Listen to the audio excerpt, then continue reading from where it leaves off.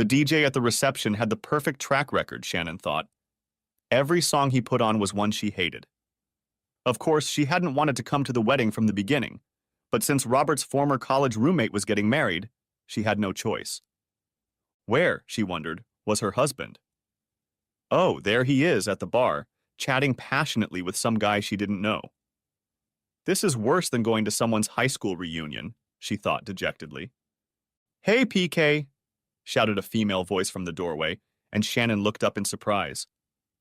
Looking around, she spotted a young woman her age with a glass in her hand. Tracy, she squeaked. What are you doing here? I haven't seen you in ages. The two young women hugged. Then Tracy turned to the man who had accompanied her. Hi, Darren. This is Shannon, my best friend since high school. Shannon, this is Darren, my boyfriend. As Tracy introduced herself, Shannon eyed the young man with interest. He was just over 6 feet tall, his black hair slicked back. Dark stubble covered his jaw, and a silver earring was in one ear. Unlike most of the men at the reception, Darren was dressed in tight black jeans and a black leather bomber jacket worn over a black t-shirt. Tracy's found herself a bad boy, Shannon thought enviously. The pair joined Shannon at her table, and the two women began chatting animatedly while Darren ignored them and surveyed his surroundings with amused disdain. Judging by how loudly she was talking, Shannon quickly realized that Tracy had come into the bar several times before, but Shannon was just glad to see a familiar face in the crowd. When their conversation was interrupted, Darren took the opportunity.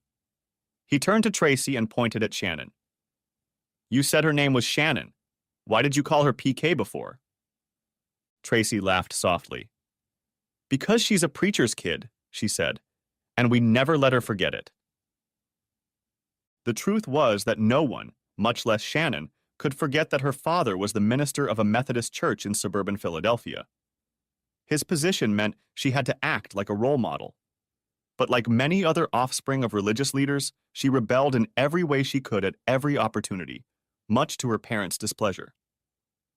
At school, although she was capable and a fast learner, she did poorly academically and was a constant discipline problem. By the time she was 14, she was sneaking out of the house to meet guys her parents disapproved of. It was in her middle school classes that an event occurred that changed the direction of her life. Her then-boyfriend came to pick her up for a date, but when Shannon approached his car, she found another girl in the front seat. Despite her date's fervent assurances that he was just giving the other girl a ride, Shannon became enraged with jealousy and refused to drive, secluding herself in her room to sulk. Later that night, she received a phone call informing her that her boyfriend and the other girl had died in a car accident. Even though they didn't like the boyfriend, Shannon's parents insisted she go to the funeral. As she sat in the pew during the service, she was overwhelmed with emotions. Grief over the boyfriend's death, guilt over the angry thoughts that arose that night, and most of all, fear at how close she had come to taking her own life. The last emotion caused her to reevaluate her lifestyle and make significant changes. While remaining rebellious, she did begin to curb her defiance. She began to focus more on her studies at school and even took a summer job to have some income. Watching their daughter's transformation, her parents agreed that the accident, however tragic, must have been an act of divine intervention. And thanks to her innate intelligence and the work she put in during her last year and a half of high school, Shannon was able to score high enough on the entrance exam to get into the Community College of Philadelphia. She began traveling to the main campus to pursue a degree in business administration. Encouraged by the change in his daughter's behavior, Shannon's father began encouraging her to participate in singles activities that his parish offered. Although she showed little enthusiasm, her father introduced her to Robert Cunningham, a young man of about 25 who began attending the church. Robert was tall and clean-shaven, with wavy brown hair. Although he was handsome enough, Shannon was only mildly attracted to him. For a young rebellious girl attracted to bad boys, he was too respectable and conventional. But her attitude changed after she learned that this quiet young man was an agent for the Federal Bureau of Investigation. Numerous movies and TV shows had filled her head with images of danger and daring, and her interest in him had increased accordingly. Robert, in turn, was fascinated by the attractive young woman, and the fact that she seemed to share his views and values only increased his desire. They soon became a couple, and Shannon's parents could hardly contain their joy at having their prodigal daughter back in the family. By the time Shannon graduated from community college, she and Robert were engaged. "And now we're living happily ever after," Shannon told Tracy. Her friend instantly caught the sarcasm in Shannon's voice. "So where is your hubby after all?" she asked Shannon. "You mean SpongeBob SquarePants?" Shannon replied with barely concealed contempt. "What did you call him?" giggled Tracy asked. "SpongeBob SquarePants," Shannon repeated. "I call him that because he's a total square and sucks all the fun out of my life," she said bitterly, and Tracy couldn't keep from laughing.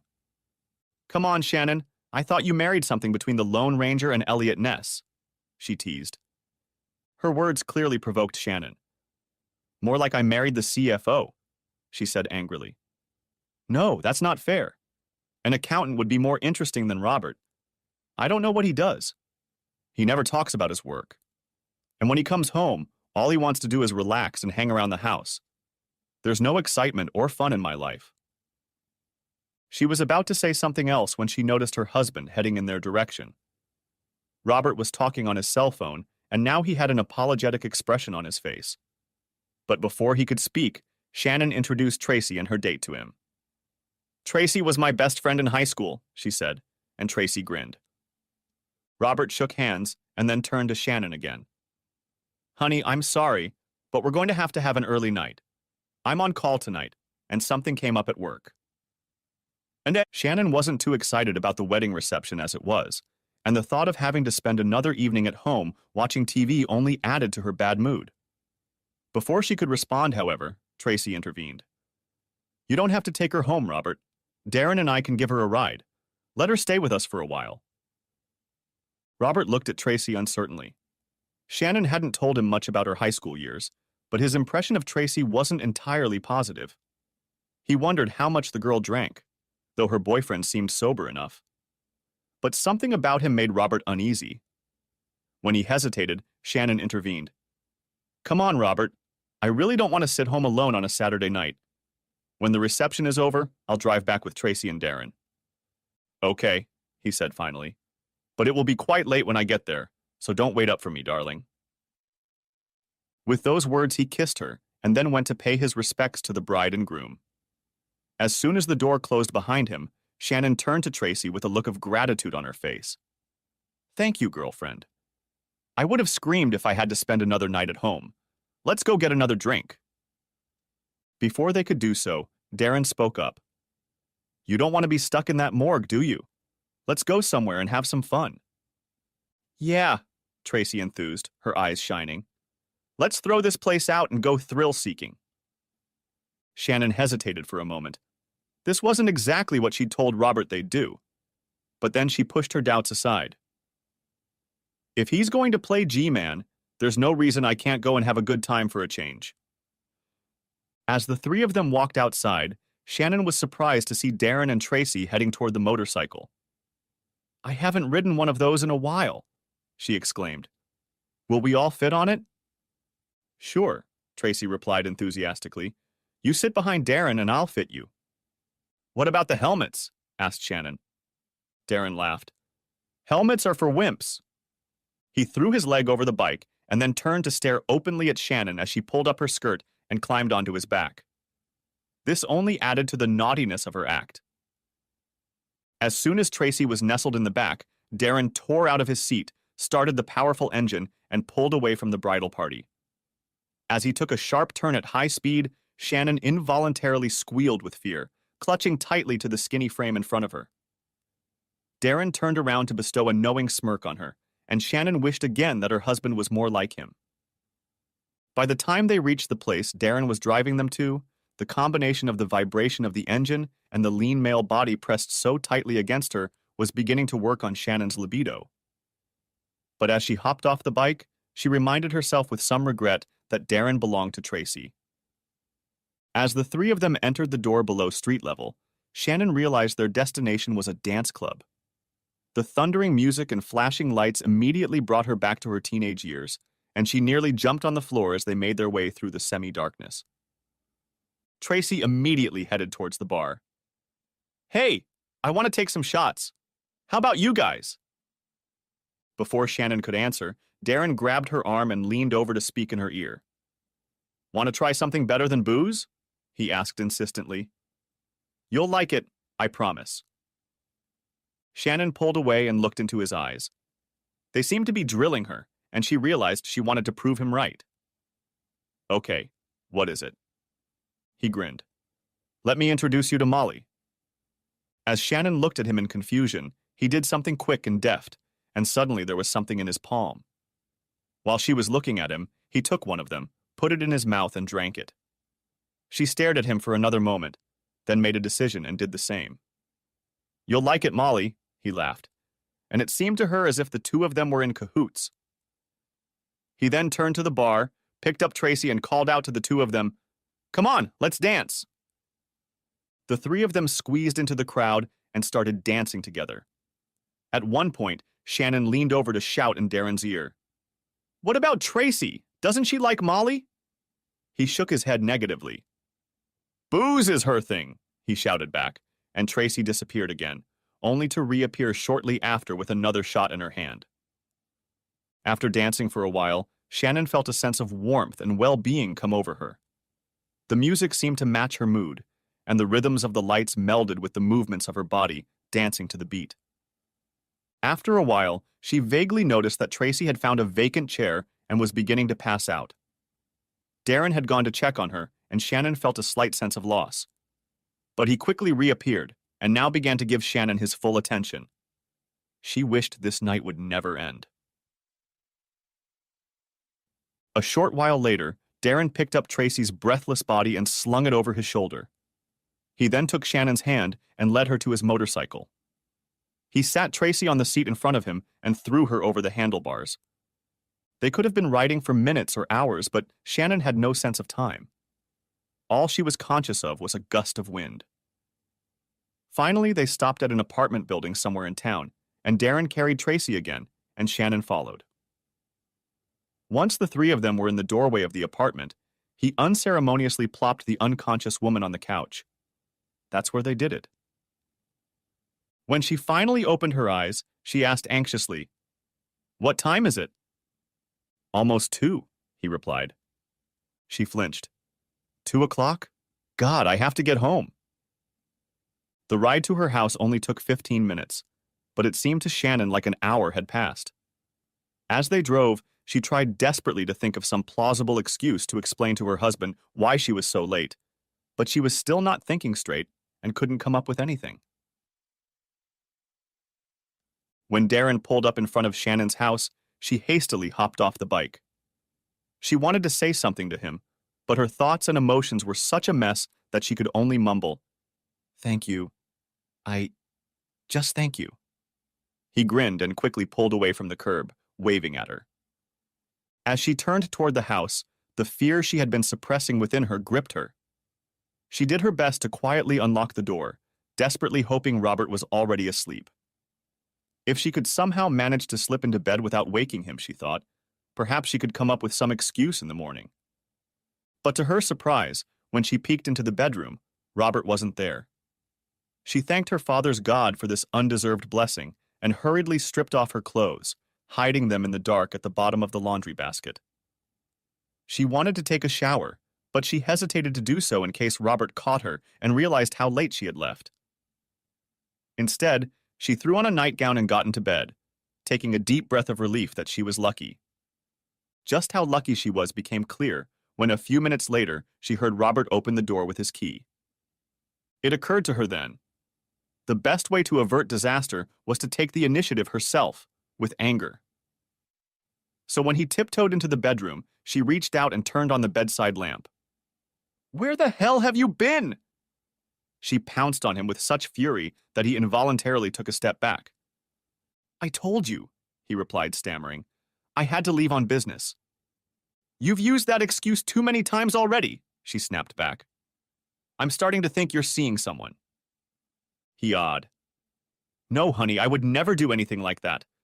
I love you, But she was already on full alert and wasn't about to cede the advantage to him. If you're not seeing anyone, tell me what you've been doing, she demanded. I can't do that, honey, he pleaded. Can't or won't, she stubbornly replied. It had been a long, hard night for Robert, and his weariness and disappointment at his wife's unjust accusations overcame his restraint. It was a crime scene, he said tiredly. I had to go to the scene of the crime. Shannon was inwardly pleased that her tactic had worked, but she didn't want to let him off the hook so quickly. Crimes happen every day, Robert. What's so special about this case that you have to be stuck out on the street all night? He sighed and spoke in a low, cold voice. Do you really want to know? Okay then. It was a murder. A double murder, in fact. Whoever did it brought them to the dump. He shook his head as if chasing away a memory. Anyway, that's what I was doing while you and your friends were having fun at the wedding reception. Are you happy now? He asked bitterly. Shannon answered nothing, but it was clear from her pale face and widened eyes what an impression his story had made. Robert quickly climbed into bed and defiantly turned his back to Shannon. She turned off the bedside lamp and pulled the covers over herself, satisfied that she had managed to divert his attention. The next morning, Shannon slept until noon. When she finally got up, Robert regarded her coolly, but as the afternoon wore on, he began to warm to her. But instead of feeling relieved that his anger had subsided, Shannon felt depressed. Saturday night had been an exciting and enjoyable adventure, but now her life was returning to the routine she had found so boring, and it was making her even more restless. Meeting Stacy, and especially Darren, had awakened impulses and desires in her that she hadn't felt since her school days. The resumption of a routine existence seemed almost unbearable to her. Not going to work the next morning, she was still depressed, but that was how she felt in the mornings. Her business administration degree qualified her for a position with the School District of Philadelphia, and she had managed to land a job as administrative assistant to the Director of Purchasing Services. Shannon didn't like the director. He was a lecherous man who was always trying to look under her blouse or skirt, but she was glad she had a job. She even remembered to throw a few unintentional glances at her boss to get a good yearly grade. Still, the job mostly amounted to a boring routine, and she was quickly growing tired of it. But this Monday, she was in for a surprise.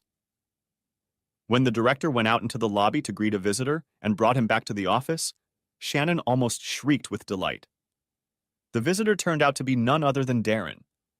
He was wearing a suit and tie, his hair was slicked back in a conservative style, and he had removed his silver earring, but there was no doubt that it was him.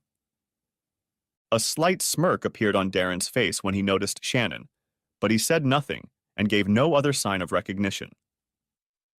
As the two men walked into the principal's office and the door closed behind them, Shannon's mind reeled.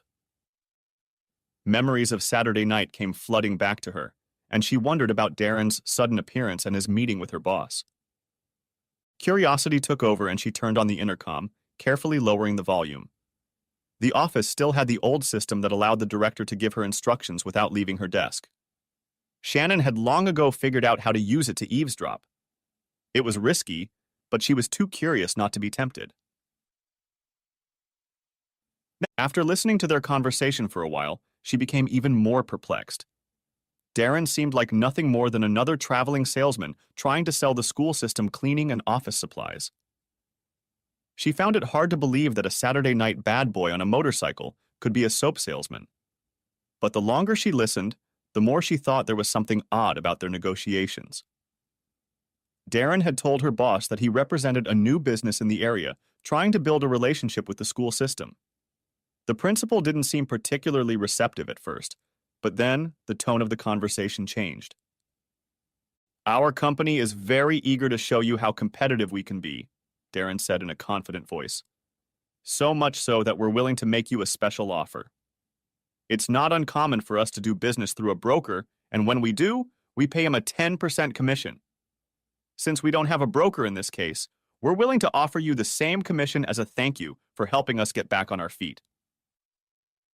Shannon heard the director lean back in his chair and imagined the look on his face. "You said 10% commission," the director said, as if he had little interest in the matter. "And what would be the limit on the size of the order?"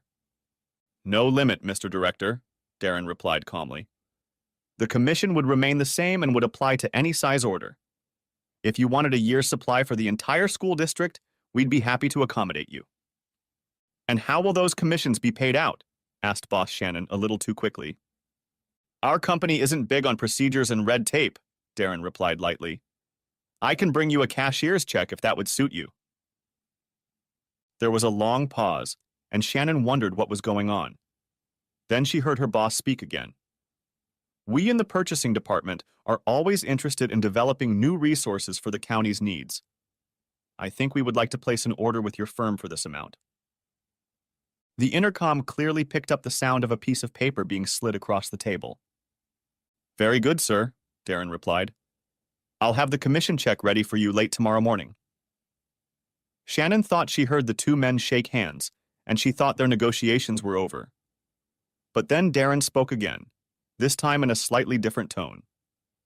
"Mr. Director, there is one other consideration I must inform you of. In the past, our company has experienced some unfortunate, you might say, changes of heart on the part of those to whom we have made a similar offer. We would pay a commission, and then the order would be canceled or drastically reduced. Accordingly, our company now requires simultaneous payment for the order. Furthermore, since we pay commissions by cashier's check, it is only fair that we require that the order be paid in the same manner, by cashier's check." Shannon heard the director's chair rise abruptly. "That's very unusual," the principal grumbled. "I don't even know if I have the authority to issue a cashier's check, especially for such a large amount." "You're right," came Darren's silky voice. "It is unusual, but so is the commission we're offering you. I'm sure they'll come in handy for you right now. Of course, if you find it necessary to reduce the size of the order to meet the department's standards, I understand." Another long pause followed, and Shannon found herself listening eagerly. Finally, the director spoke. No, I think we can handle it.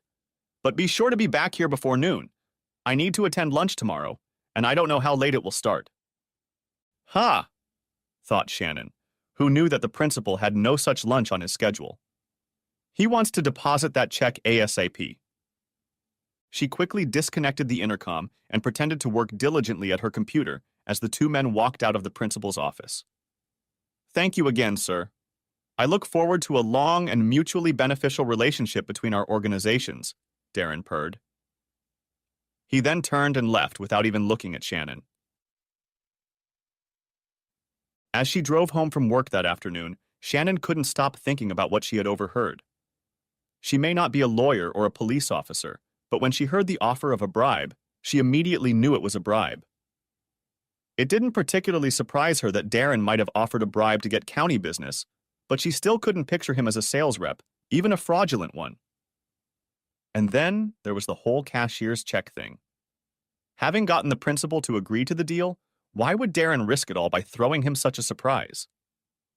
We'd have to think about that question some more. Her thoughts turned to the director, and she shook her head in disgust. The fact that the old lecher was willing to accept a bribe did not surprise her either, and for a moment she wondered if she ought to tell someone what had happened. But that thought quickly passed. It wasn't her problem. But her thoughts kept returning to Darren. She hadn't expected to see him again. His appearance at her workplace had triggered a flurry of emotions she could barely control. That night she dreamed about him. The next morning when Darren arrived at the building, the principal rushed to escort him into his office like a celebrity. "No interruptions, Shannon," he barked at her, and Shannon had to struggle to hold back a grimace.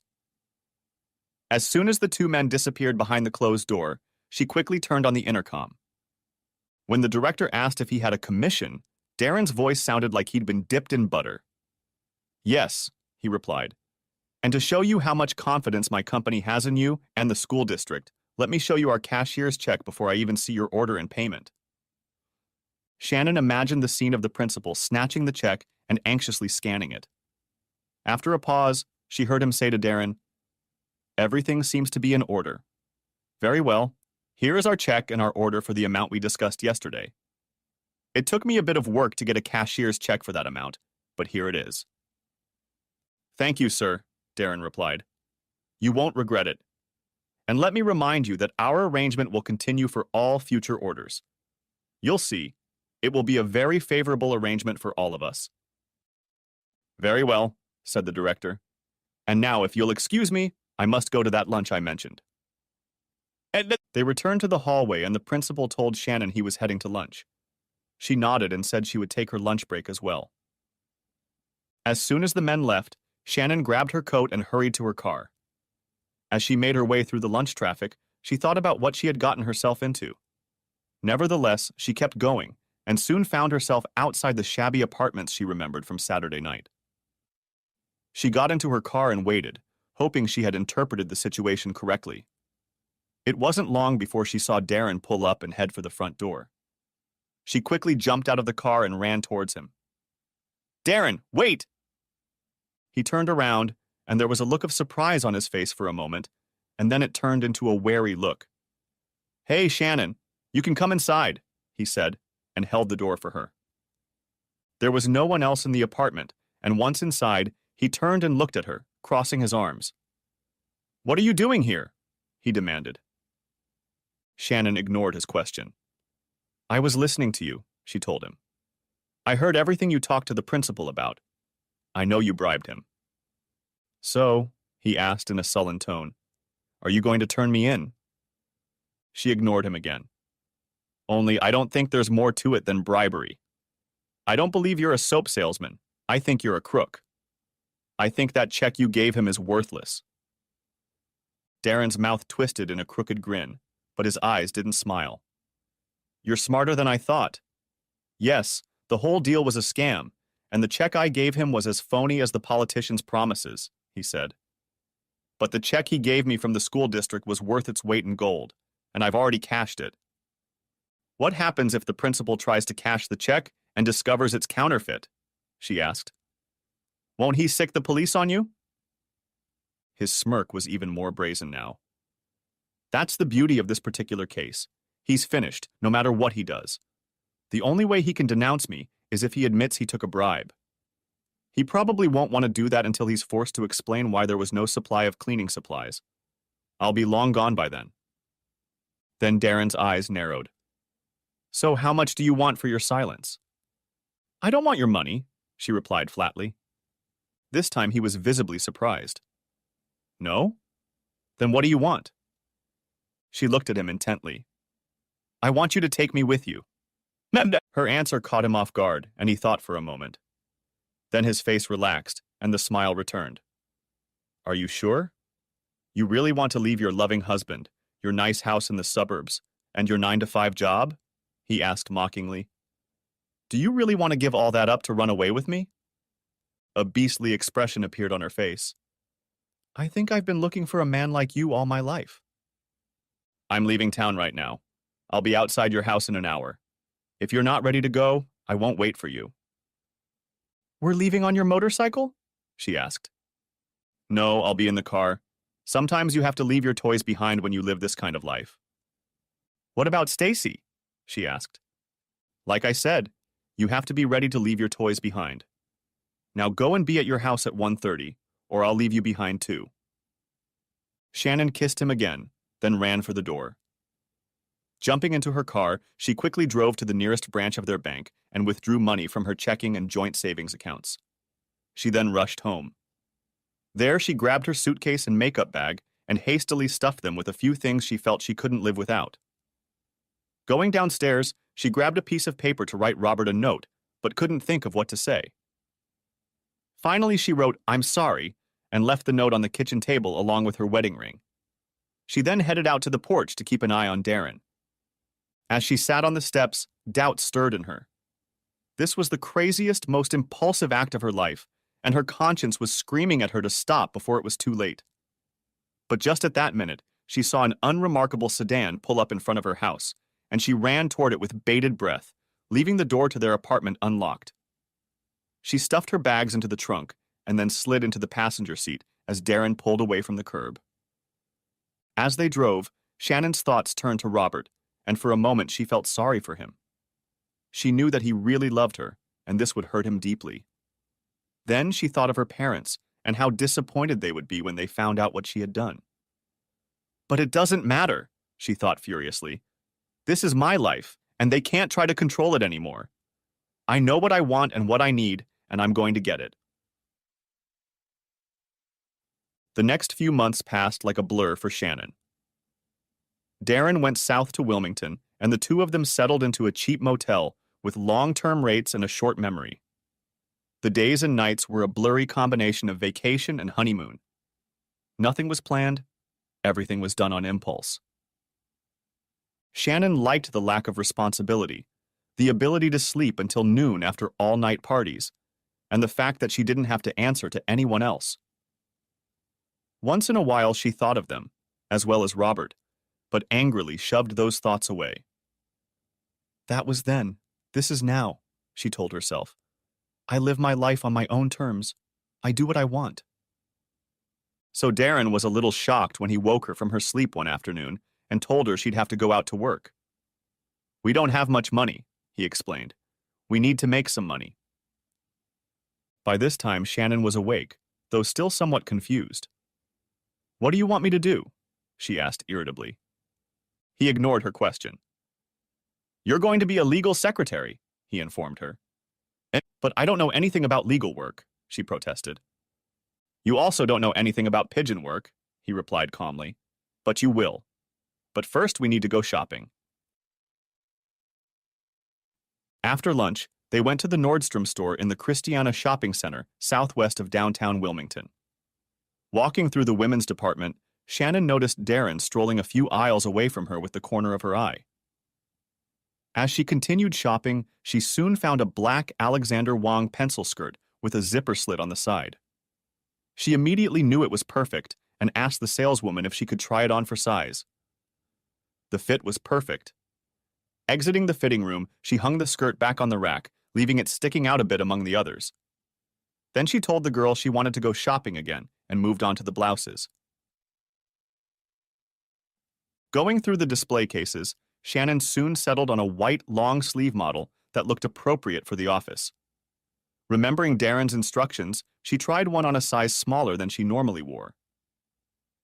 After admiring herself in the fitting room mirror, she returned the blouse to the rack, again leaving it slightly protruding. From there, she headed to the shoe department, and after trying on several styles, selected a pair of elegant black high-heeled shoes, which she bought with cash, despite the $300 price tag. She then proceeded casually to the food court and sat down in a chair. A few minutes later, Darren joined her, carrying a large bag from Chump Sports. Did you buy everything? She asked worriedly, and when he nodded, she asked, Maybe we should get out of here. No, he replied dismissively. It's all clear. What makes you so sure? She asked. It's simple, he said. The stores aren't looking for men who steal women's clothes. Someone may have been watching you walk around the store, but they don't usually pay attention to men roaming the women's department. Then why did I have to buy those expensive shoes? She asked, still feeling uneasy. For 3 reasons, he said. First, shoe salesmen keep a close eye on their merchandise, so shoes are hard to deceive. Second, such expensive shoes usually have identification chips that need to be disabled before leaving the store.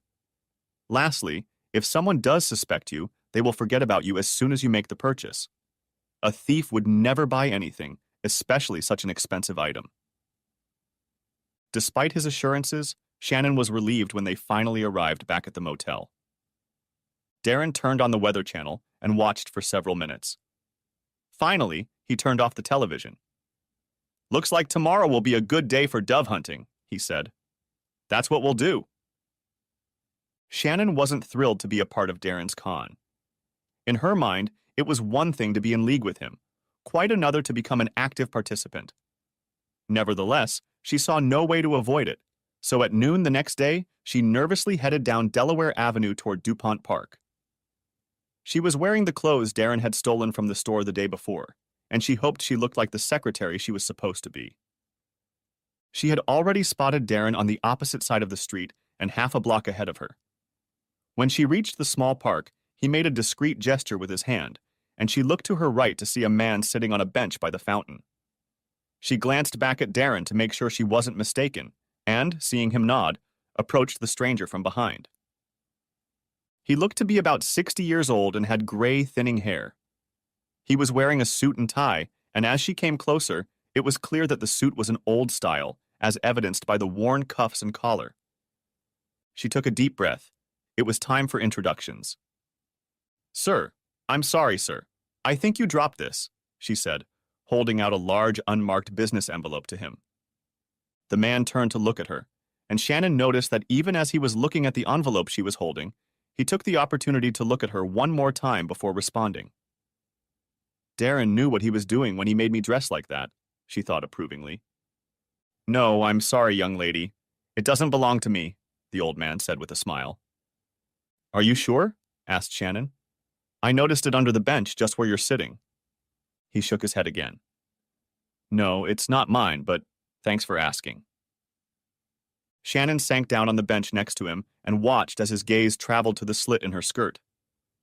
"What do we do with this envelope?" she asked. "It feels heavy." She handed it to him, and he weighed it in his hands. Then he handed it back to her. "Maybe there's an address or something inside that will tell us who this belongs to," she said, trying to look the older man in the eye. "Good idea," he said, clearly relishing the opportunity to spend time with the pretty young woman. When she unzipped the envelope and pulled it out, she sighed dramatically. "Oh my gosh, there's money in there!" She shoved the envelope back into his hands and saw his eyes widen as he realized what she had seen. "How much money is in there?" she asked excitedly, and he pulled the wads of bills into his lap. Now it was his turn to gasp. "These are wads of $100 bills," he said in a quiet voice. He began counting them quickly, and when he finished, he turned to her and said, "There are 20 bundles here, and there are 25 bills in each. That means there's $50,000 in here." She looked at him with widened eyes. "Can we keep them?" After all, there's no first or last name on the envelope, and there's nothing inside to indicate who they belong to. That would be $25,000 for each of us. She saw the eagerness in his eyes, but he still hadn't fully calmed down. "I think we should report it to the authorities in case someone lost it," he said.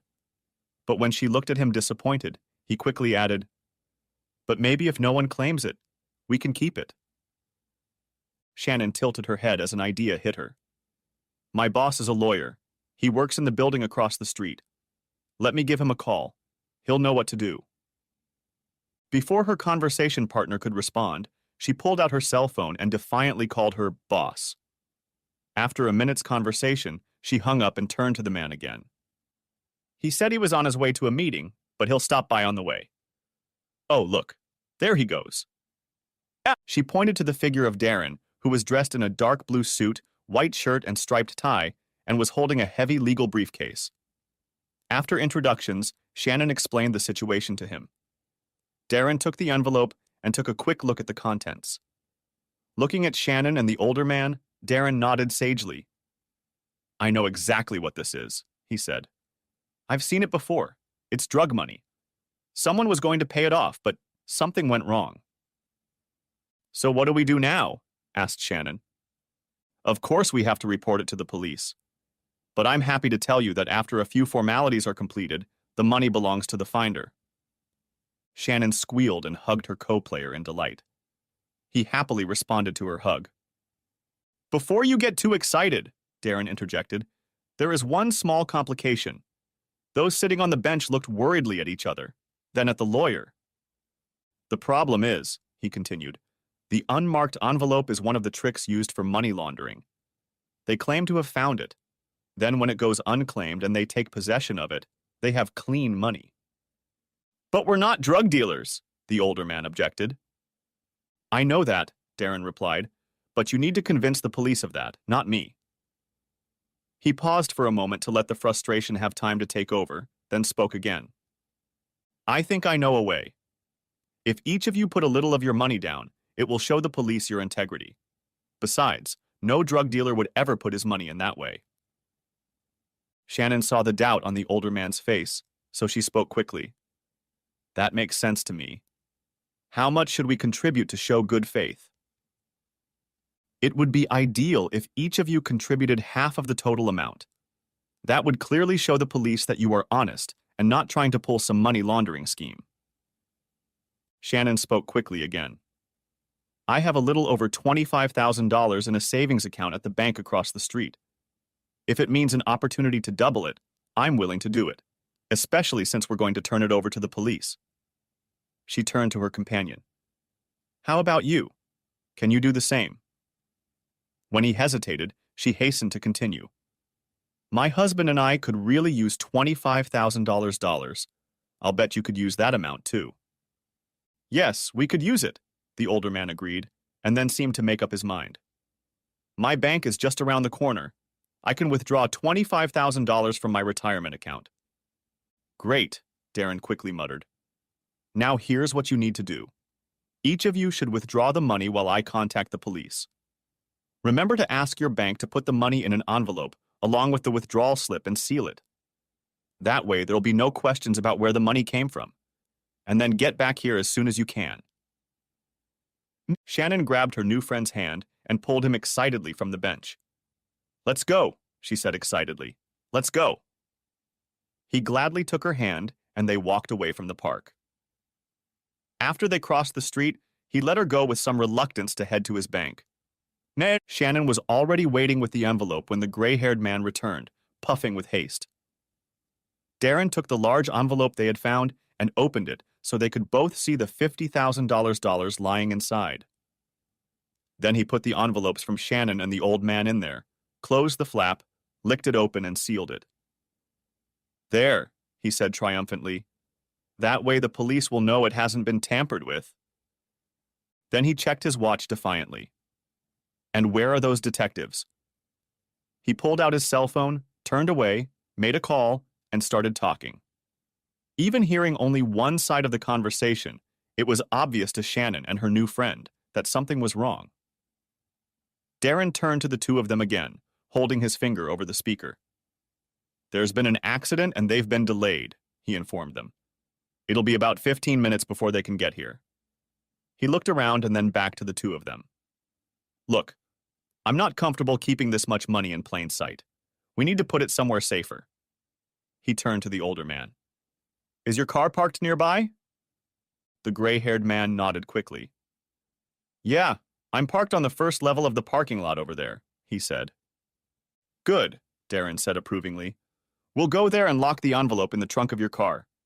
I'll let the police know where to find you. With those words, he turned around, said a few more sentences, and hung up.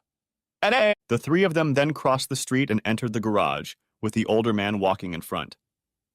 That's my car over there, he told them, pointing to a Chevrolet in the middle of one row. As the three of them approached the car, there was a clang of metal against concrete, and Shannon let out a slight squeal. Oops, I dropped my phone. She cautiously bent down and began fumbling around on the ground before retrieving it. When she stood up, she saw an older man staring at her intently. She held out the phone to him. Do you think it will be okay? He took the phone from her to examine it, and Shannon watched over his shoulder as Darren exchanged the envelope of money for the exact same one he had taken out of his briefcase. When Shannon and her friend turned back to Darren, he held out the envelope and asked the old man to open the trunk. When he did, Darren defiantly put the envelope inside and slammed the lid loudly, asking the man to lock the car again. I feel better now, he said encouragingly. Then he checked his watch again. Sorry, but if I don't hurry up, I'm going to be late for my meeting. The police should be here any minute, so you two just wait for them here by the car. Before they could say anything else, he hurried away. The old man looked around restlessly, and Shannon quickly grabbed her arm. So tell me, she asked with a reassuring expression on her face, what are you going to do with all that money? Soon the man was talking about European vacations and other dreams, and Shannon nodded and smiled in agreement. When he paused to catch his breath, a look of discomfort appeared on Shannon's face. Damn it, I really need to use the restroom. I'm going to run to the ladies' room at the bank and then I'll be right back. She leaned over and kissed his cheek. Don't go, she said with a smile, and hurried toward the door to the lobby. Instead of stopping, she hurried straight through the lobby. Once out of the building, she turned west and walked down the street until she was in an alley. Darren was parked there with the engine idling. When he pulled away, she was nearly shaking from the adrenaline rush. "How did I do?" she asked in excitement. "Like a pro, baby, like a pro," Darren replied. "That's how you do a pigeon drop." "I wonder how long it will be before he opens the trunk and finds an envelope full of newspapers," she asked. "Long after we leave here," Darren replied. She laughed gleefully and leaned back in her seat as they drove toward the motel. As they pulled up to the motel, Darren turned and looked at Shannon. "Go inside and wait for me. I need to stop by the bank right away." "What bank?" she asked in confusion. "The Bank of Moscow," he replied calmly. "The Bank of Moscow?" she asked in surprise. "I've never heard of it. Why should you go there?" "It is better for you not to know," he replied curtly. Noticing her gloom, he hastened to continue. "When I get back, we're going out to have fun." While she waited for Darren, Shannon began to reflect on what they had just done. Now that the euphoria of a successful con was gone, she couldn't help but think about the old man they had just robbed. Guilt stirred in her at the memory of his shabby clothes, but she angrily pushed it out of her thoughts. "He's probably got tons of money in the bank," she told herself. "He won't miss it." Still, she was beginning to feel a little depressed. She wanted to live with the bad boy, but she never thought she'd have to be involved in his affairs. "My dad would just die if he found out," she thought, "and so would Robert." The thought made her angry with herself. "Why should I even care what they think?" she asked herself in disgust. To throw herself off balance, she pulled a joint out of Darren's bag and lit up. By the time Darren returned, she was high, giggling, and hungry. Darren was amused by this. "Come on, baby," he told her. "Let's go eat, and then we'll play a little." A week later, Darren informed Shannon that it was time for them to move on. "We're leaving as soon as I get back," he told her. When she asked where he was going, he said to a business meeting. After Darren returned, the two of them quickly loaded their belongings into an unremarkable car. Darren stopped by the motel office, paid their bill, and then got behind the wheel and drove north on I-95. "Are we going back to Philadelphia?" asked Shannon. "No," he replied curtly. "To Newark." "Why Newark?" asked Shannon curiously. "Because we have great business opportunities there," replied Darren. "What kind of opportunities?" asked Shannon, and Darren let out an audible sigh. "Okay," he said. "We have a lot of time ahead of us, so I think now is a good time to talk about it. Do you remember the scam I pulled in Philadelphia with the school board?" he asked, glancing at Shannon. "Of course," she replied. "It's a similar situation in Newark, only on a much larger scale. If we play our cards right, we can pull off a very big score that will put us out of business for a long time." "Why can't we do it in Wilmington?" Shannon asked, puzzled. "What's so special about Newark?" Darren rolled his eyes and started lecturing her like a child. "Newark has the largest education system in New Jersey, but it has one of the worst graduation rates in the state. The school system got so bad that the state government took control of it in 1995 and has been running it ever since. The system is also underfunded and mired in corruption." "That doesn't sound very promising to me," Shannon said. "You might think so, but there's the other side of the coin. The problems are so well known that the system has gotten a lot of money from warm-hearted do-gooders trying to help. The guy who founded Facebook donated $100 million, and other rich people have contributed as well. Everyone is looking for ways to get the system up and running, and that's where we come in." It was clear from the look on Shannon's face that she still didn't understand what Darren was talking about.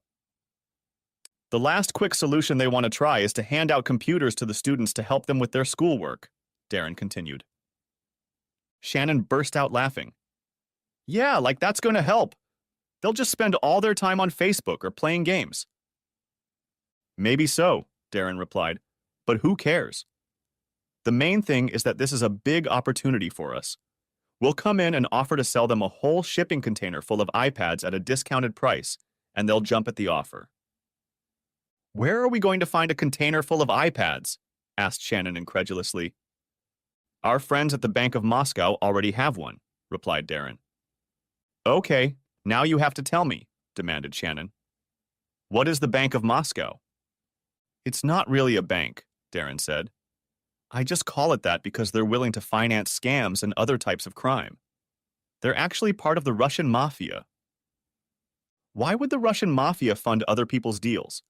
Why don't they just pull their own deals? It's simple, Darren said. They can make a lot of money without risking anything. And what happens if the scam goes bust or their borrowers get arrested? Seems to me that would be a big risk. They're not like a normal bank, Darren explained. If you borrow money from them, you pay it back with interest no matter what. If you end up in jail, your family has to pay. There's no getting away from borrowing from these guys. Shannon wasn't convinced. What if the family can't or won't pay? Darren shuddered. Trust me, you don't want to know what would happen then. Let's just say the BOE doesn't have a bad debt problem. They always collect the money. So where did these Russian guys get the iPad container? Queried Shannon. Darren rolled his eyes at her like she was a simpleton. Of course they stole it, he told her. And they're just going to give it to us? She asked, still not understanding. No, Darren said slowly, as if addressing a child. They're not going to give it to us. They're going to lend it to us along with the money we'll need as startup capital. In return, they'll get half the proceeds from our little scam. Half! Exploded Shannon. We take all the risk and they get half? Sounds like a lot, I know, but think about it. Where else do we stand a chance of getting $2 million in one deal? $2 million? You're kidding, right? Do the math yourself, Darren said. There are 10,000 iPads in this container, and they're fancy thin devices with 128 gigs of memory. These babies retail for $800 apiece. We sell them to the school system for half price, which makes them look like damn heroes, and we get $4 million. We split it with the Bank of Russia and walk away with a cool 2 stone. With that kind of money, we can go anywhere and do anything. He took his eyes off the road to see how she was taking all this and saw that she still had a skeptical expression on her face. You really think you can trick the school board or anyone else into buying stolen goods? She asked. He grinned. Our new partners told me that the guy we're going to have to deal with is Gordon Sesterman, head of the Newark Today's Future Foundation. This guy is buckling in 2 ways. He's politically ambitious, and he's not too picky about where possible campaign funds come from. So they think he can be touched. But in any case, I'm not going to cheat this guy. I don't understand, she asked incredulously. How are we going to do that? He paused and smiled even wider. I'm not going to trick him. You're going to do it. Me? She gasped, astonished. I don't know how to do something like that. Don't worry, baby. I'll accompany you every step of the way. In your hands, it will be just butter. The day after they checked into an inexpensive motel near Newark Airport, Darren and Shannon traveled to Manhattan for another shopping trip. They returned with a full closet for her, including lingerie from Agent Provocateur, a dark gray Armani women's suit from Saks Fifth Avenue, and a pair of black suede high-heeled Burberry boots. As before, her only purchase was the boots, for which she paid cash. The two of them spent the rest of the evening discussing what Shannon should do and how she should respond to questions and concerns Gordon Sesterman might have. Darren had already contacted Sesterman's office at Fonda to set up a meeting and introduce Miss April Johnson, Vice President of Sales for Global Resources, as the person to call. All brands are the same, Darren assured her. If you can get them to focus on the reward, they'll convince themselves that everything else you say is true. Once they start imagining the prize, they'll want to believe you. Shannon had spent a restless night. Not only was she nervous about the role she was about to play, but she was especially worried about her increasing involvement in Darren's schemes. Yet once again, she saw no way to turn from her chosen path. The next morning, she was so nauseous she couldn't eat anything before the meeting. But after putting on a tracksuit and boots, she felt a little better. Before she got into the cab that was to take her to the foundation office, Darren told her, "Remember, baby, you have a secret weapon. You're beautiful. It's hard for a man to say no to someone like you." Shannon hoped he was right. Settling into Sesterman's office, she quickly talked about what she'd rehearsed with Darren. Global Resources, she told him, had purchased a container of 10,000 iPads at throwaway prices. They were $800 luxury models, but her firm could offer them to the foundation for half price if it could take the whole lot. It was an absurd story, and Shannon was sure that Sesterman would quickly throw her out of his office. But as she recounted her proposal, it soon became clear that Sesterman was paying more attention to her body than to her words. To make sure she was right, she crossed and uncrossed her legs several times, and each time he scrutinized the movement like a child examining toys through a store window. "I can use this," she thought, and her confidence began to grow. She quickly turned her attention away from the details of the deal and began to praise the work the foundation was doing and the importance of the role that Sesterman was playing. Seeing his positive reaction, she began to describe what a coup it would be to purchase so many tablet computers for the school system. She went on to speculate about the favorable publicity such an accomplishment would generate and the political implications of the success. "The people of Newark are looking for a leader who has the vision for the city's problems and the determination to see this through," she said. "For the right person, this could be a real game changer." "My company would be interested in supporting such a leader," she continued. "We are willing to contribute seed money to help launch a political campaign. We're talking about 1% of sales as a kind of commission. That would be very helpful in launching a campaign for mayor." She watched him do the math. "Yes," he said slowly. $40,000 would be very handy." She deliberately interrupted him, just as Darren had intended. "No, Mr. Sesterman, not 1% of our price to you, but 1% of the retail value." His eyes widened. $80,000? "Exactly," she said, smiling slightly. He seemed to be staring off into the distance. Then his eyes focused on her face and narrowed. "You've given me much food for thought, Miss Johnson," he said slowly. "I wish I had a little more time to think about your proposal before coming to a final decision." Shannon's smile widened. "Of course, Mr. Sesterman. But you must realize that we have other potential opportunities to move this merchandise. Rapid inventory turnover is the key to success for us." Sesterman looked at her shrewdly and nodded. "I understand all that. Why don't we meet at the same time tomorrow to continue our discussions?" Shannon smiled, rose gracefully, and extended her hand to shake. "I'll look forward to it," she replied calmly. Then she turned and walked out of his office. When she returned to Darren, she was burning with excitement to tell him everything that had happened. "Oh my God, Darren, I think this could work. He hardly asked any questions, and when I started talking about what this could do for him. You know what this means, babe?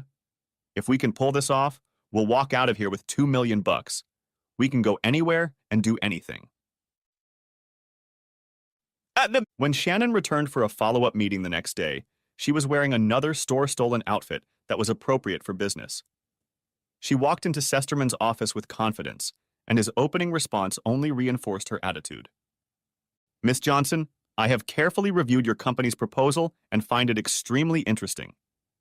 "He's hooked," she thought, trying not to betray the triumph on her face. "However, in the course of my research, I came across an interesting situation that I would like to share with you," Sesterman continued. "About 9 months ago, a school system in Philadelphia contracted to purchase a large quantity of cleaning supplies from a new vendor. After the supplies were never delivered, an investigation was conducted. In the end, the head of the purchasing department admitted that he had received a bribe from a bogus supplier." At those words, Shannon's excitement turned to fear.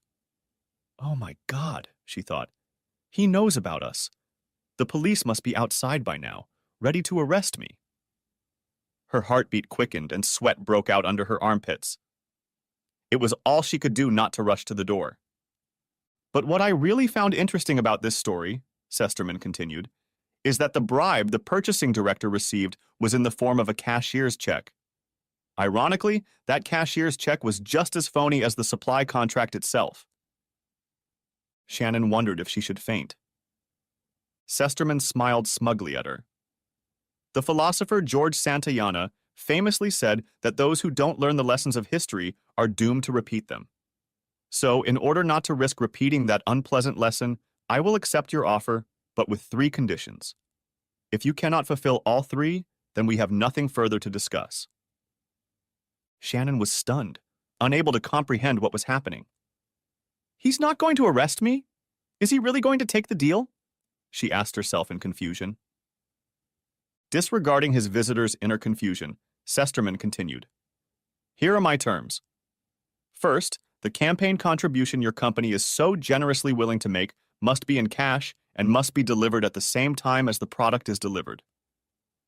Shannon had already recovered somewhat from her panic, but Sesterman's condition was alarming. How are we going to get $80,000 in cash? She asked herself. But she kept an impassive expression on her face, and Sesterman continued.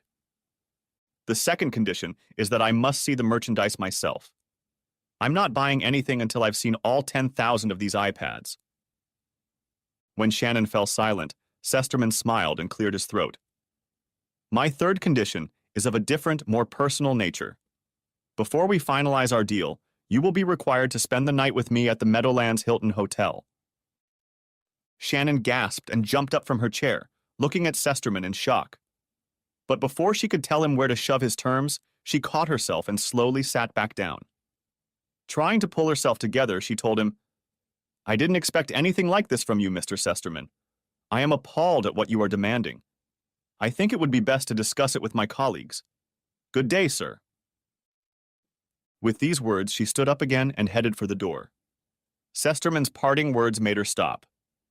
Please don't hesitate long, Miss Johnson. My offer is not to be delayed.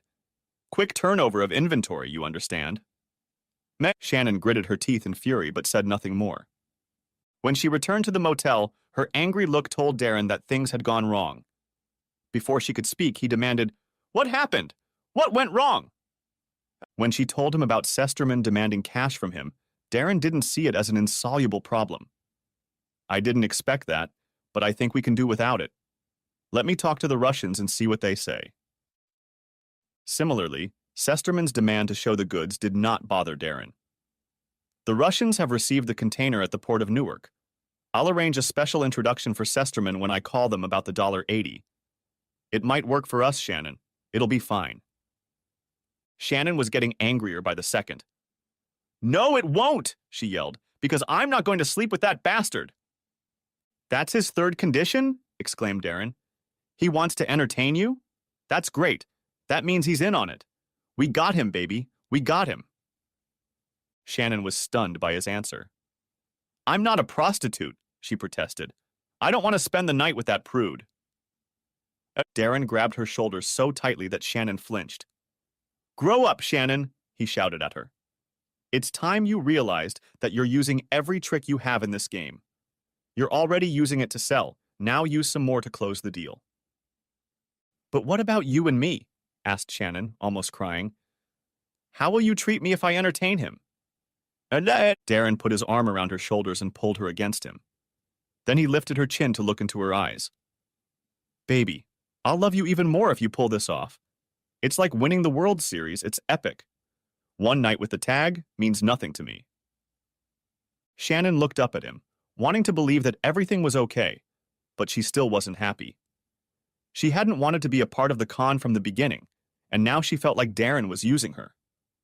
And what she saw in his eyes didn't make her feel any better. Still, she wanted to make him proud of her, and she had to admit she wanted the rewards this job could bring them. After a few minutes, she reluctantly told Darren that she would do as he wished. With the crisis averted, Darren wanted to get back to the other terms of Sesterman, and he had a plan matured. Now that we know we have him in our hands, I think we can use the cash as leverage against him. With Darren's guidance, Shannon called Sesterman and informed him that the deal was acceptable and arranged to meet him at the hotel 2 nights later. Sesterman was clearly enthusiastic, but Miss Johnson quickly brought him back down to earth. We have a condition of our own. If you want our campaign contribution in cash, you'll have to pay for the computers in cash as well. Sesterman started to rant, but Shannon interrupted him. Justice is justice, Sesterman. Just as you guarantee that you won't be cheated out of a fake cashier's check, we have to guarantee that we won't be cheated out of a fake order. That way, everyone will be on an equal footing and there will be no misunderstandings. Sesterman was outraged. How the hell do you expect me to get my hands on $2 million in cash? And even if I could, the largest bill in circulation is $100. Do you have any idea how much that amount of cash would weigh? Shannon turned off the sound and looked at Darren with a concerned expression, but Darren told her, "Hang in there." She muted the sound on the phone and said, "If you can't take the cash, offer us another option. Otherwise, the deal is off." Sesterman continued to blaze, but calmed down after a few minutes. "What about Eurobonds?" he asked suddenly. "They are the same as cash. There is a considerable amount of Eurobonds in the fund. I could use them for this purchase. Would that work?"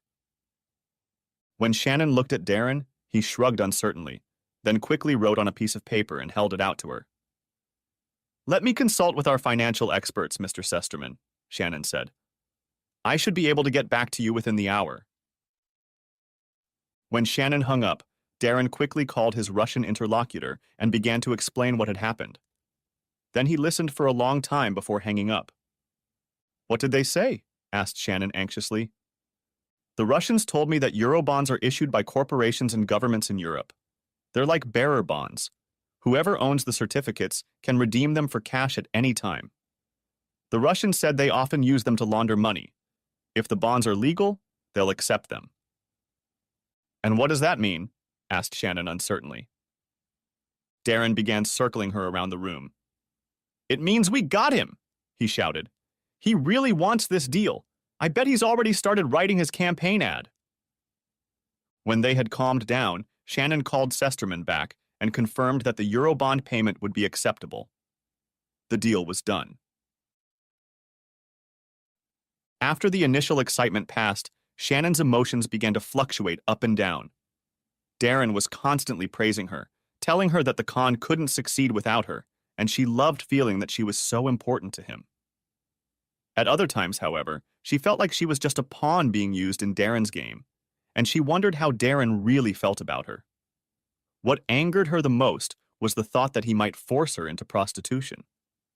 And the fact that Darren was willing to put her in that role angered her even more. Despite her misgivings, 2 days later, Shannon found herself in the lobby of the Meadowlands Hilton Hotel. She had purposely arrived early and was seated at the far end of the lobby. Over dinner, accompanied by several bottles of wine, Sesterman spoke at length about the work of the foundation. His boastful tales suggested that the foundation's accomplishments were directly attributable to its leadership. Shannon tried to appear enthusiastic, but her thoughts wandered. As she listened to Sesterman, she caught a glimpse of a man who looked a lot like her father. The resemblance brought back memories of her father lecturing her. "You can't do that, Shannon. Good girls don't act like that. You don't want people talking about you." "I'll do what I want to do," she thought, "and no one will be able to tell me otherwise." All her earlier reluctance evaporated. Impulsively, she leaned across the table and interrupted Sesterman's monologue. "That's very interesting. But don't you want to take the bottle of wine upstairs and continue the conversation in your room?" In the room, she continued to command. Closing the door, she grabbed the bottle of wine and took several large sips straight from it. After that, they got down to it and fell asleep. A few hours later, she woke up confused, not realizing where she was. But the view out the window of the lights of Manhattan quickly brought back to her everything that had happened that evening.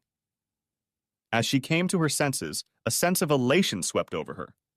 She reveled in the thought that she had fooled this marker, who was soon to give them $2 million in cash. "Now let's talk business." He spoke. "Here's how it's going to go. You will meet me at my office tonight at 5 o'clock. Bring with you $80,000 in a briefcase. Come alone, no one else, or the deal is canceled. The Eurobonds will be waiting for me. I'll count the cash, and you count the bonds to make sure everything is in order." Then, when we are both satisfied, you and I will go to the vault I have rented. You'll take a heavy-duty padlock with you, and so will I. We'll both lock up the money so no one can do any tricks. We'll leave the money in the locker while we inspect the goods at the container terminal. Once I can verify that you actually have the iPads, you and I will go back to the locker and each of us will pick up our money. He paused. Understood? He asked. When she nodded, he looked at her for another moment. Remember, no tricks, he said. Shannon held his gaze, hoping the disgust she felt for him wasn't apparent. No tricks, Sesterman. All that will happen is that everyone will get exactly what they want. Sesterman gave her a thin smile and headed for the door. When she returned to the motel, Darren was waiting impatiently for her and wouldn't leave her alone until she told her what had happened. When she described the scenario that Sesterman had outlined for the day's deal, Darren made a thoughtful expression on his face. It's going to take some work, he said, but I think we can make it work. I'm going to go talk to the Russians and make some plans. With those words, he left Shannon to pack their meager belongings in the expectation of a quick escape as soon as they pulled off the scam.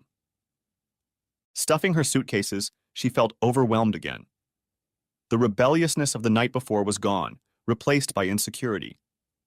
The way Sesterman had treated her that morning had revealed the true nature of what she had become, and she felt ashamed of herself. She tried to convince herself that she didn't care what others thought, but it didn't convince her. To cheer herself up, she went back to thinking about what she and Darren could do with the money. I'd really like to see Paris, she thought. I've always heard it's very beautiful there. She pictured herself walking by the Eiffel Tower, shopping in exclusive French salons and dining in fine restaurants. Those thoughts lifted her spirits, and she was almost there when Darren returned. He entered the motel room carrying a large briefcase. Okay, he said. I think we've got it all sorted out. He patted the briefcase. There's 80 G's inside this briefcase. You need to guard it until it's locked in the vault, because if anything happens to it, the Russians will pounce on us like a shark on a seal. Shannon shuddered at that picture, then asked, So how is all this going to work? It's probably best if you don't know, Darren replied. That way you can't accidentally give anything away. Shannon didn't like his distrust of her, but before she could say anything, he hurried to continue.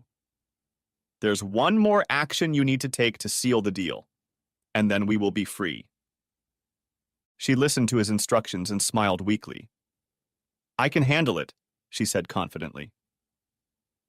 Shortly before 5 o'clock that evening, Darren dropped Shannon off outside the Foundation's office.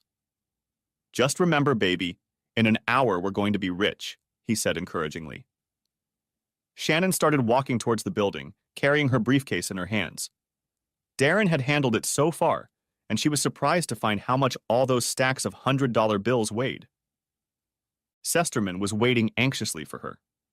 When he tried to take the briefcase from her, she snatched it back. Easy, easy, he soothed. I'll just count it. He pointed to a metal briefcase on a table nearby. The Eurobonds are in there. You can check them out if you want. Shannon walked over to Sesterman's briefcase and quickly counted the face value of the bonds. She then pulled one of the bonds from the middle of the stack and took a picture of it on her cell phone. She then emailed the photo to the account she had designated. A few minutes later, her phone rang, and a voice with a Slavic accent said, They are real. You may proceed. She gave a silent sigh of relief and nodded to Sesterman. All right, he said. Let's get started. They each picked up their briefcases and walked out to Sesterman's Mercedes.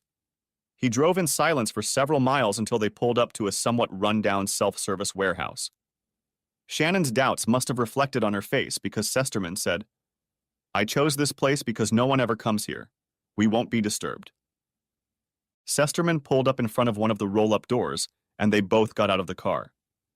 When he unlocked the padlock and lifted the door, Shannon saw that there was nothing inside except a rack along one wall. Sesterman slid his briefcase onto the shelf and suggested she do the same with hers. The money will be safe here until we get back from the container terminal, he told her. They exited the vault, and Sesterman clicked his lock. Shannon then attached the padlock she had brought with her in her purse. Now neither of us can get in without the other, she told him. He nodded reluctantly. Okay, she said when they got back in the car. Let's go look at a lot of iPads. Sesterman drove east and turned onto the Lincoln Highway, heading south. When he reached Port Street, he drove around it in a circle, heading east, and then turned south on Corbin Street and entered the Port Newark container terminal. The place was huge, and Shannon had to pull out the manual Darren had given her to explain to Sesterman where to find what they were looking for. They drove slowly past row after row of brightly colored shipping containers. Loading cranes loomed in the background like giant orange birds. Eventually, they turned onto a narrow street of colorful containers, and Shannon directed Sesterman to stop beside one painted bright blue. She checked the numbers on the end of the container against a sheet from her purse, then looked at Sesterman. Here it is, she told him. She handed him the key, and he quickly unlocked the padlock and opened one of the two doors. The 40-foot-long container was filled with large boxes with the familiar Apple logo. Sesterman pulled a folding knife from his pocket and quickly opened one of the boxes, revealing a stack of smaller boxes inside. He opened one of them and pulled out an iPad, letting out a gleeful exclamation. I told you so, Shannon said. Then, as Darren did, she added, but you should check the boxes in the back to make sure they're all the same. You're right, Sesterman agreed eagerly, and began climbing over the large boxes to get to the far end of the container.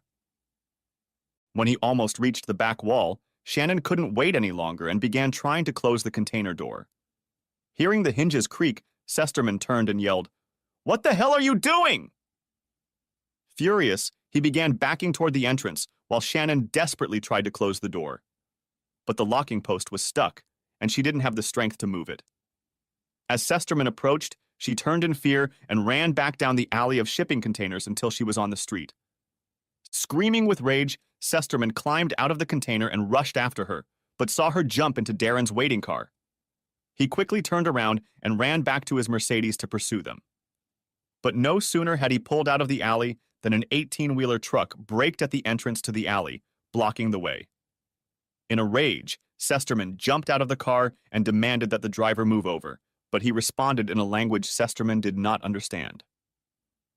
Then the driver and his assistant began unloading their truck, while Sesterman stood there cursing in frustration.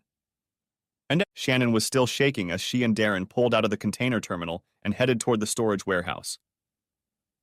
I felt like I was running on tar, she gasped. I was sure he'd catch me. Darren only grinned. You don't have to worry about Sesterman, he grinned. Those truckers have orders to keep him there for an hour before they remove their vehicle. We'll be long gone by then. Won't he call the police? She asked anxiously. Send them to the vault to find all that cash and Eurobonds? Unlikely. That would surely be the end of his political dreams. Darren laughed. When they pulled up to the warehouse, it was deserted. Shannon quickly ran to the door of the Sesterman's room and used the key to unlock it. While she did so, Darren opened the trunk of his car and pulled out a pair of bolt cutters. It took some fumbling, but the shackle wouldn't budge under the heavy-duty wire cutters. Quickly grabbing the handle, Darren lifted the door. That's it, he said gleefully, and ducked inside. Shannon followed him and watched Darren frantically fumble around the insides of the small container. Then he turned around, grabbed Shannon by the shoulders, and started shaking her. Where are the briefcases? He shouted. Where's the money? Shannon twisted out of his grip and walked over to the bare shelving unit to look. We left them right here, she said in confusion. I know they were here. Sesterman must have taken them, exclaimed Darren, trying to find some explanation. No, he didn't, Shannon shrilled. I saw them with my own eyes. They were on the shelf when we locked the door. Darren grabbed his head and groaned. When he looked up at her, she saw that his face had gone pale. Oh, God, he groaned. This is bad. This is very bad. The Russians will kill us if we don't bring them the money. His fear caused Shannon to panic. It's not our fault, Darren, she cried out desperately. Someone must have stolen it. The Russians will understand. They must understand. You don't understand. These are very bad people. I know what they did to people who owed them, and we owe them a whole lot of money. We're as bad as dead men." "No," Shannon shouted, grabbing Darren's arm. "We can talk to them. We can pull another scam and then pay them off." "Let go of me, you stupid bitch!" yelled Darren, pushing her with such force that she fell to the concrete floor, bruising her hip. "I have to get out of here." While she stared at him in shock, he jumped out of the warehouse and headed for his car. "Wait for me!" she shouted, trying to get to her feet, but Darren ignored her and started the engine. But no sooner had he put the car in motion than two large black SUVs pulled into the driveway, completely blocking his path. Several large men ran up to the car door and yanked Darren out of the driver's seat. In seconds, they had his hands tied and had him in the back seat of one of the SUVs. As she stood there, paralyzed by the sight, Shannon felt rough hands grab her arms and twist them behind her back. Heavy plastic bands tightened around her wrists, and then she was dragged toward the opposite door of the same SUV Darren was in. Once inside, another plastic strap was wrapped around her ankles, and she found herself completely helpless. Terrified, she looked at Darren and saw one of the men pulling a burlap sack over his head. Then her eyes darkened as she felt the rough cloth clinging to her face. She began to plead with her captors, but a rough voice ordered her to be silent, and she obeyed out of fear. As the car picked up speed, Shannon suddenly remembered Robert's account of the mob execution he had investigated the night she met Darren. Hot, stinging tears streamed down her cheeks, mucus running down her upper lip and into her mouth. She had to gasp for breath, which only made her cry harder. Her panic-stricken mind desperately searched for some miracle that could save her. "Maybe someone will see us like this and report us to the police," she thought, but immediately remembered the tinted windows and wallowed in self-pity. "It's not fair," she thought. "I'm not a bad person. I don't deserve to die." But when she thought about the way she had treated Robert and his family, she had to admit that she wasn't a very good person after all. In her feverish state, even the figure of the old man they had deceived in Wilmington came back to accuse her. Her thoughts drifted back to her family, and she tried to recall the religion her father had tried in vain to instill in her. She mentally began to bargain with God, promising to change her life, to become a better person, if only he would spare her. But no matter how hard she tried, she could not remember a single prayer, and finally she sank down on the seat in utter despair. A sound came from her side, and she realized Darren was whimpering. "And here I thought he was a bad boy," she thought angrily. At that moment, the car swerved around a corner, causing her to flip over in her seat, and the pain in her bruised hip reminded her of Darren's cowardly attempt to escape without her. She silently began cursing him and herself for getting carried away with him. The car took a sharp turn, and it was clear from the vibration of the tires that they had turned onto a dirt road. Shannon was seized with a new attack of terror. "We're in a junkyard," she thought, and started sobbing again. The SUV braked sharply, nearly slamming Shannon into the seat in front of her. The door beside her swung open, and she cried out as she felt hands groping her legs. "Don't move!" a voice commanded roughly, and immediately the plastic tape around her ankles came off. Now she was grabbed by the arm and dragged out of the car. The unknown captor led her forward, and she heard Darren shuffling beside her. Stumbling, they walked on the uneven ground for about 20 yards and then stopped. Strong arms wrapped around her shoulders and forced her to her knees. The ground was rocky, but in her fear, Shannon hardly noticed it. A voice on one side of them asked, "How much longer?" "5 minutes tops," another voice replied. At first, Shannon was puzzled, but the horrible truth quickly came to her. She had less than 5 minutes to live. She started to lower herself to the ground, but someone's hand roughly pulled her back up. And then, as she was kneeling and trembling with terror, footsteps were heard behind her, and suddenly a light shone through the loose weave of the burlap. "It must be the headlights of a car," she thought, and then shrieked as she felt a hand on the back of her head. In the same instant, the bag was pulled off her head, and in the blinding light, she saw only a pair of feet standing in front of her. "Is this what you wanted?" A bitter voice rang out, and Shannon shuddered. That sounds like Robert's voice, she thought incredulously. Did you really want that kind of life? Living like a common criminal, constantly on the run, with a man like him? The voice asked again. Now Shannon knew she was right. Robert's voice had lowered but was full of emotion. I would give you everything, Shannon. I would do anything to make you happy. I'd take a bullet for you. There was nothing she could do but hunched over in shame and misery. Here, he said sharply, and as she looked up, she saw him reach for the inside pocket of his jacket. She flinched involuntarily, but instead of the gun she feared, he pulled out an envelope and tossed it to the ground in front of her. Since you wanted it so badly, here are your divorce papers, he said bitterly. He stared at her for a moment, then looked up and looked around at the others. I've had enough. You can have them both, he said, and stepped away from the kneeling couple. One of the other figures standing outside the circle of light spoke up. All right, folks, the show is over. Let's get back to work. Shannon and Darren were lifted to their feet.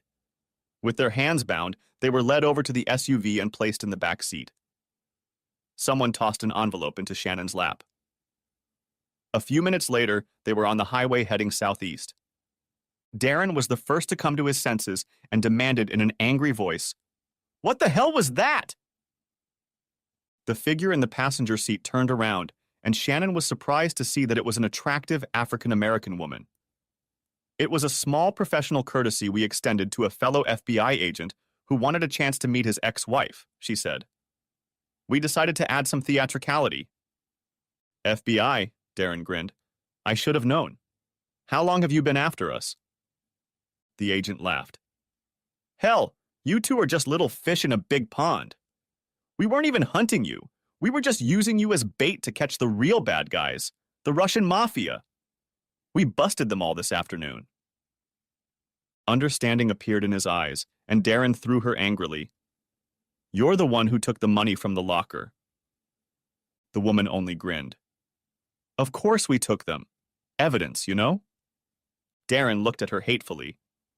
You bloody bastards, he cursed.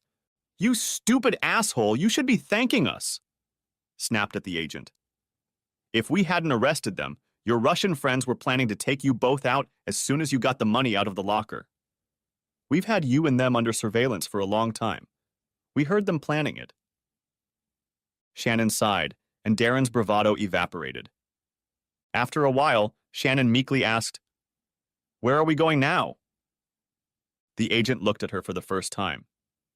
To the Essex County Jail, of course, she said. What did you expect? She finally adopted a puzzled look on her face and turned to Shannon. Why the hell did you leave Robert Cunningham for that little piece of shit? Shannon couldn't look her in the eye. I guess I've always liked bad boys. What bad boys? The agent asked contemptuously. You mean that little coward with the wet pants where he peed his pants? The agent driving the car whined. He peed his pants? Damn, I'm going to have to clean the back seat again. The female agent laughed, then turned to Shannon again. Did you need a bad boy? She asked contemptuously. You were married to one of the toughest FBI agents on the East Coast. This man already has more awards for bravery than most agents hope to receive in their entire career. Your ex-husband caught mob bosses, bank robbers, and serial killers, and you wanted a bad boy? I never knew, Shannon said in a thin voice. Yes, you didn't know, the woman said stiffly, and you almost killed him. Many of us thought he wouldn't survive after you ran away from him. That man loved you so much, and you treated him like a piece of street trash. She took a deep breath to calm herself. But after tonight, I think he'll be fine. And when he's back on the market, there'll be plenty of single ladies in the bureau who'll be after him. And guess what? I may turn out to be one of them. The agent behind the wheel snorted derisively. Damn, Alice, and I thought I liked you. The woman laughed and playfully patted him on the shoulder. Shut up, Ray. You know your wife would skin you alive if she heard you talk like that. Before she could say anything else, the driver announced, We're here. and made a sharp turn into the emergency room of the blue-painted Essex County Correctional Facility complex. Shannon and Darren were escorted into the building and led down a hallway.